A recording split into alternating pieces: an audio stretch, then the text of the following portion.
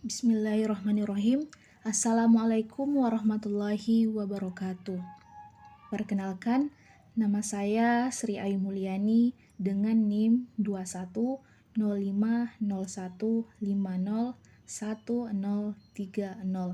dari kelas PBISIB angkatan 2021. Program Studi Pendidikan Bahasa dan Sastra Indonesia.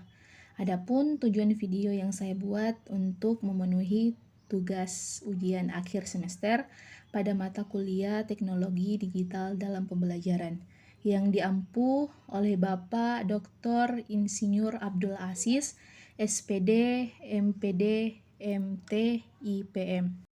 Baik, di sini kita akan membahas materi mengenai yang pertama, Indonesia dan era digital. Yang kedua, tantangan di era digital, dan yang terakhir yaitu tantangan penggunaan internet dalam pembelajaran digital. Yang pertama, yaitu Indonesia dan era digital. Sebagai negara berkembang, teknologi digital mampu mendorong berbagai kemajuan Indonesia. Dari segi infrastruktur dan hukum yang mengatur kegiatan di dalam internet, Indonesia sudah siap hidup di era digital.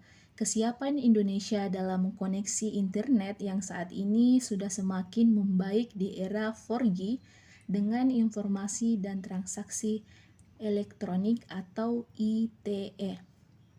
Masyarakat Indonesia secara umum antusias mengadopsi hidup mendigital, terutama dipicu oleh penetrasi internet dan penggunaan ponsel pintar yang terus meningkat setiap tahun. Telah banyak perkembangan era digital yang dilakukan Indonesia, termasuk media massa di Indonesia, berubah dalam menyampaikan informasi. Media online atau internet di era sekarang ini menggeserkan media massa konvensional. Walaupun hampir satu dasawarsa Indonesia terlambat dalam mengadopsi teknologi komunikasi, khususnya internet. Namun, budaya digital masyarakat Indonesia sangat cepat menerima perkembangan teknologi tersebut. Dilihat secara global, Indonesia masuk dalam budaya digital yang dibutuhkan dalam mencapai pertumbuhan yang positif sesuai dengan kemajuan zaman itu sendiri. Dalam perkembangan teknologi digital ini, tentu banyak dampak yang dirasakan dalam era digital ini, baik dampak positif maupun dampak negatifnya. Adapun dampak positif era digital yaitu yang pertama, informasi yang dibutuhkan dapat lebih cepat dan lebih mudah dalam mengaksesnya. Yang kedua, tumbuhnya inovasi dalam berbagai bidang yang berorientasi pada teknologi digital yang memudahkan proses dalam pekerjaan kita. Yang ketiga yaitu munculnya media massa berbasis digital, khususnya media elektronik sebagai sumber pengetahuan dan informasi masyarakat. Yang keempat yaitu meningkatkan kualitas sumber daya manusia melalui pengembangan dan pemanfaatan teknologi informasi dan komunikasi. Yang kelima, munculnya berbagai sumber belajar seperti perpustakaan online, media pembelajaran online, diskusi online yang dapat meningkatkan kualitas pendidikan. Dan yang terakhir yaitu yang keenam, yaitu munculnya e-bisnis seperti toko online yang menyediakan berbagai barang kebutuhan dan memudahkan mendapatkannya. Selanjutnya yaitu dampak negatif dari era digital. Yang pertama, yaitu ancaman pelanggaran hak kekayaan intelektual atau HKI, karena akses data yang mudah dan menyebabkan orang plagiatis akan melakukan kecurangan. Yang kedua, ancaman terjadinya pikiran pintas di mana anak-anak seperti terlatih untuk berpikir pendek dan kurang konsentrasi. Yang ketiga yaitu ancaman penyalahgunaan pengetahuan untuk melakukan tindak pidana seperti menerobos sistem perbankan dan lain-lain sebagainya. Dan yang keempat yaitu tidak mengefektifkan teknologi informasi sebagai media atau sarana belajar. Misalnya, seperti selain mendownload e-book, tetapi juga mencetaknya. Tidak hanya mengunjungi perpustakaan digital, tetapi juga masih mengunjungi gedung perpustakaan dan lain-lain. Baik, selanjutnya yang kedua yaitu tantangan di era digital. Dunia digital tidak hanya menawarkan peluang dan manfaat besar bagi publik dan kepentingan bisnis, namun juga memberikan tantangan terhadap segala bidang kehidupan untuk meningkatkan kualitas dan efisiensi dalam kehidupan.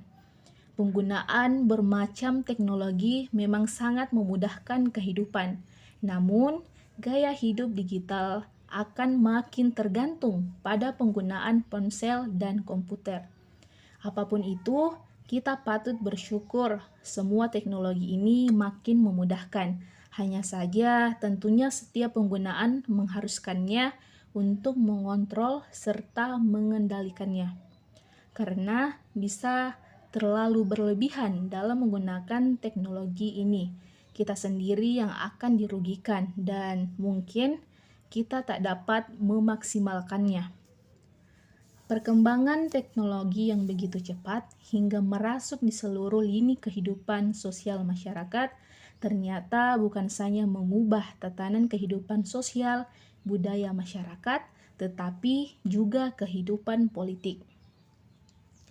Kecanggihan teknologi yang dikembangkan oleh manusia benar-benar dimanfaatkan oleh para politisi yang ingin meraih simpati dan empati dari masyarakat luas untuk menaikkan elektabilitas dan popularitas dapat dilakukan dengan fasilitas digital seperti salah satunya smartphone. Sekarang dengan disediakan fitur aplikasi yang canggih berhubung langsung dengan jejaring sosial yang mampu menghubungkan antara individu yang satu dengan yang lainnya, antara satu kelompok dengan kelompok lainnya, bahkan negara yang memberikan dampak besar dalam politik modern. Mekanisme elektronik juga telah mengubah aktivitas dalam pemilihan seperti kampanye berbasis internet, website, email, dan podcast. Hal ini menjadi fasilitas bagi para kandidat dan partai-partai politik sebagai sarana yang cepat dan murah untuk mengirim pesan kepada audiens, yang memungkinkan mereka untuk merekrut para sukarelawan kampanye dan menggalang dana-dana kampanye. Penggunaan media digital smartphone yang terhubung dengan jejaring sosial sangat efektif, terutama dalam menjangkau masyarakat muda, yang seringkali merupakan segmen masyarakat yang paling sulit untuk dilibatkan melalui strategi-strategi konvensional. Dalam bidang sosial budaya, era digital juga memiliki pengaruh positif dan dampak negatif yang menjadikan tantangan untuk memperbaikinya. Kemerosotan moral di kalangan masyarakat, khususnya remaja dan pelajar, menjadi salah satu tantangan sosial budaya yang serius.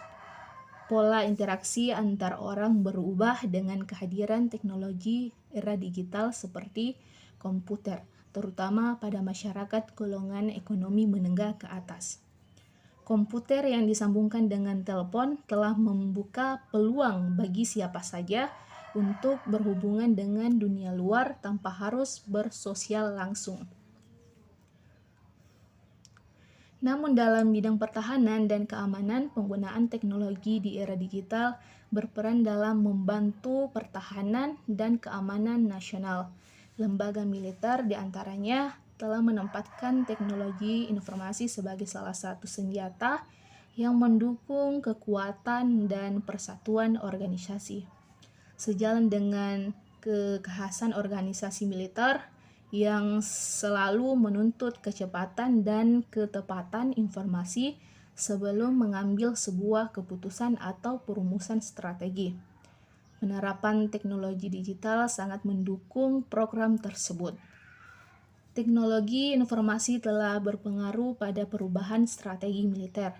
tantangan dalam bidang pertahanan seperti menghadapi ancaman dari luar yang bersifat maya seperti aktivitas hacker yang bisa merusak sistem situs pertahanan Indonesia menjadi perhatian serius. Dalam bidang teknologi informasi sendiri, tantangan nyata pada era digital semakin kompleks karena berbagai bidang kehidupan membawa pengaruh-pengaruh yang bisa membuat perubahan di setiap sisi. Teknologi informasi merupakan bidang pengelolaan teknologi dan mencakup berbagai bidang, tetapi tidak terbatas seperti proses perangkat lunak komputer, sistem informasi, perangkat keras komputer, bahasa program, dan data-data konstruksi. Setiap data, informasi, atau pengetahuan yang dirasakan dalam format visual apapun melalui setiap mekanisme distribusi multimedia dianggap bagian dari teknologi informasi. Baik, selanjutnya yang ketiga yaitu tantangan penggunaan internet dalam pembelajaran digital. Melalui pemanfaatan internet, seseorang dapat membelajarkan dirinya sehingga memperoleh nilai-nilai baru yang dikembangkan di dalam dirinya atau memantapkan berbagai pengetahuan yang telah dimiliki sebelumnya.